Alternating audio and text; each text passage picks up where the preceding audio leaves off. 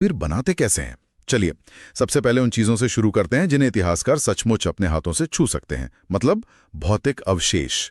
जब किसी पुरानी जगह जैसे गंगा के मैदानों के किसी टीले की खुदाई होती है, तो वहां क्या मिलता है? सिर्फ मिट्टी और पत्थर? नहीं नहीं, मिट्टी और पत्थर तो मिलते ही हैं, लेकिन उनके साथ मिलता है पूरा का पूरा इतिहास। आप सोचिए, जब खुदाई होती है तो हमें बस्तियों का एक पूरा नक्शा सा मिल जाता है। हमें पता चलता है कि घर कहाँ थे, सड़कें कैसी थीं। अच्छा। टूटे हुए मिट्टी के बर्तनों के टुकड़े बताते हैं कि वो किस डिजाइन के बर्तन इस्तेमाल करते थे, हाँ। उनकी कला कैसी थी।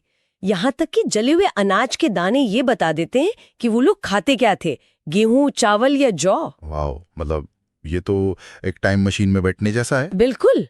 लेकिन एक सवाल मेरे मन में आ रहा है, हमें ये कैसे पता चलता है कि ये चीजें कितनी पुरानी हैं?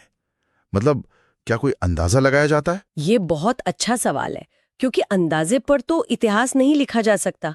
यहीं पर विज्ञान हमारी मदद करता है। एक तकनीक है जिसे रेडियो कार्बन डेटिंग कहते हैं। Radiocarbon date? हाँ, हर जीवित चीज में, चाहे वो पेड़ हो या इंसान, कार्बन 14 नाम का एक तत्व होता है। मरने के बाद ये तत्व एक तय रफ्तार से कम होने लगता है। तो वैज्ञानिक लकड़ी, हड्डी या कोयले के टुकड़े में बचे हुए कार्बन 14 को मापकर ये बता सकते हैं कि वो चीज कितनी पुरानी है। अच्छा, तो ये एक तरह का जैविक कैलेंडर है जो हमें एक सटीक तारीख बता देता है। स्रोत में पराग कणों के विश्लेषण का भी जिक्र है, वो क्या चीज है? वो और भी दिलचस्प है। मिट्टी की परतों में दबे हुए पराग कणों, मतलब पोलन, का विश्लेषण करके वैज्ञानिक ये बता सकते हैं कि उस जमाने में किस तरह के पेड़ पौधे उगते थे। इससे हमें उस समय की जलवायु और पर्यावरण का पूरा पता चलता है। तो आप देखिए, हम सिर्फ ये नहीं जानते कि लोग कैसे रहते थे, बल्कि ये भी जानते हैं कि वो किस तरह के माहौल में रहते थे।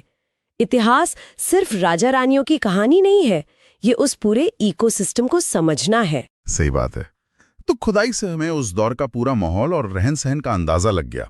ये हमारी पहेली का पहला कोना है। लेकिन लोग आपस में लेन देन कैसे करते थे? मतलब अर्थव्यवस्था कैसे चलती थी?